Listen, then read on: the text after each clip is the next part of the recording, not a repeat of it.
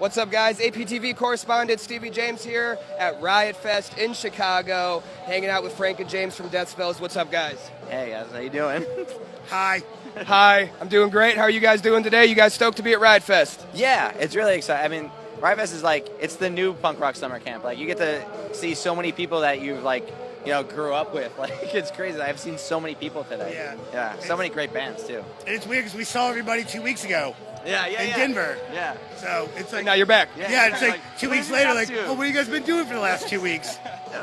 Trying to get to Chicago. Yeah. Made it. Awesome. Okay, so you guys, first popped out in 2013. You did the tour with MSI and everything, and then poof, it was over. It was a big tease, and we were all like, oh, what happened? But now you're back. You did the full length. What inspired you to really do it?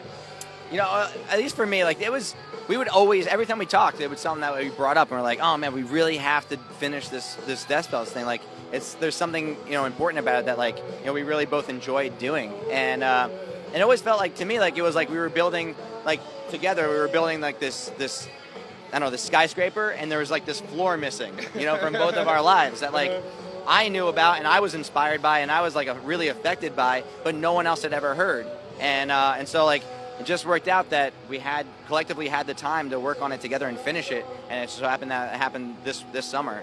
So it's been 4 years in the making, almost. You know, Really it's kind of crazy. Yeah.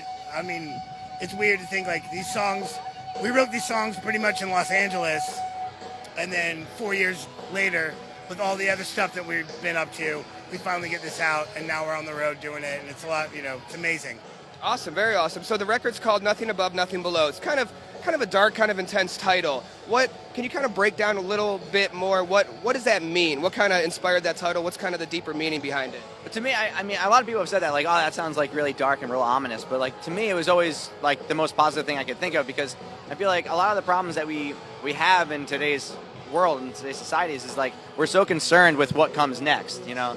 Like, you know, what heaven is like, what hell is like, you know, who's going where and who believes in what and all this stuff. And to me, it was like, all right, well, what if there was nothing there was nothing above us, nothing below us, it was just about right here, and right then now. What? Yeah, then what? Like, how would we treat each other? Would we actually care about other human beings and, like, the place that we live? Like, so that to me is what the record really is based on, the here and now. Absolutely. The music itself is really intense. It's I don't want to say dark, but it kind of does go down that path. It's experimental. You don't really know what's going to happen next. So I'm just trying to wrap my mind around the kind of how this writing process for this. What inspired this? How did this even begin to come together? I know you said it's 4 years in the making, but what inspired this intense record? James, you want to start? Because it really started with James, really. I mean, just like being in an environment that's, like, foreign and very alien. Being in LA, you mean? Yeah. And that's as foreign as you can get for us. yeah, for us, like, being from the East Coast, it was very, very foreign, and, like, you know, and just being a lot of confusion, which I think comes across in the music a lot, is, like, there's a lot of confusion and a little bit of anger, a lot of frustration, and yeah, it's meant to be as unsettling, and, like, you know, the writing process was unsettling, so the music's meant to be like it's kind of meant to clench you up a little bit and be like, what's going on? Like, oh, I don't get it. But then there's a breakdown, so.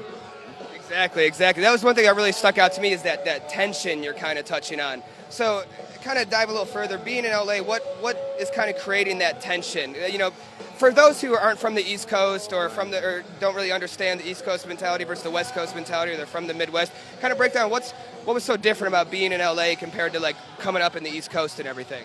I think, I mean, it was this time in our lives where, like, we've been kind of transplanted into this weird foreign society where, like, you know, like, people are concerned with a lot of things that we had no idea you should be concerned about. And we're like, kids that want to be, like, you know, in our apartment building, it's like a lot of kids that are there who are there for, like, they want to be famous, they want to make it, they want all this, and it's like just watching. It doesn't matter what you're famous for, by the way. Yeah, it doesn't matter. Like, they just want to be famous, and, like, and just watching, like, this, where it was like, oh my God, like, this is so desperate and just so, like, I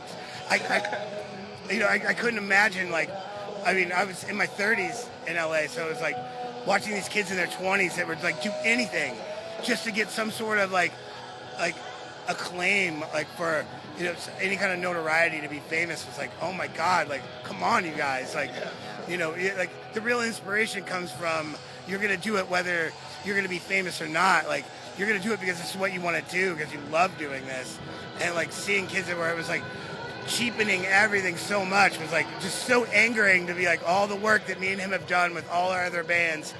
To be like, well, you make a great YouTube video, now you're a star.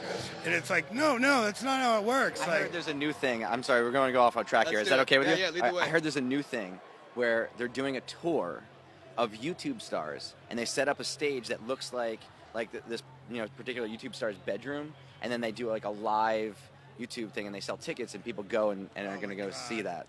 So you'll be front row I then. heard that's a new thing. I gotta see what that's like. What is that fucking like? I would go to Chocolate Rain.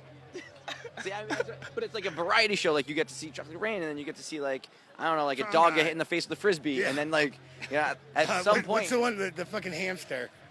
Yeah. Oh yeah. Dramatic hamster. Dramatic Like hamster. that shit. I'd be there every night for dramatic hamster. Front row. Then Front row. Stitches, the rapper, shows up. Or no, wait, that's his name. Yeah, Stitches. Shows always up in and it? Stitches and Riff Raff do a duet. there's like kilos in my bag, and it's just this amazing live show. You guys could write like a whole 3 more records just from the inspiration from that show alone. Yeah. Standing there and having to watch would be like inspiration for more music.